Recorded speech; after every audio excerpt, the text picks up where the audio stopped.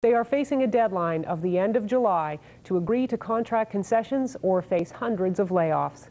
Now, as Frank King reports, the union says it's willing to talk with management. The first deadline facing the workers was 2 days ago. A letter from the plant manager to employees said concessions to improve productivity had to be made by them, or the board of directors would likely close the older newsprint part of the operation. Instead, it set a new deadline of July the 31st, saying it was still possible to save the mill, but reiterating the need to find ways to cut costs. Union officials say their members turned down Stora's 13-point package of concessions. However, it did move on some issues and will meet Stora's negotiators again.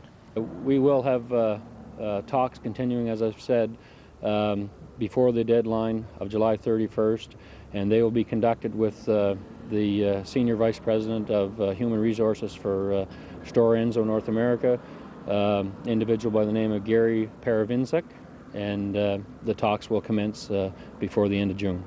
Stora has been in the community for close to 40 years and is now the area's largest employer. If there's no agreement on new work practices, as many as 850 jobs between the woods and the mill could disappear. The Hawk is the area's radio station. Bob McEachern is the owner and past president of the Chamber of Commerce. He says the uncertainty is hurting. On the home builder side, people have put off plans and with new construction. It certainly has affected as well the business community to an extent. Not deeply yet, it's kind of early for that, but we do have a sense that there are some who are starting to hold back a bit, waiting to see what will happen.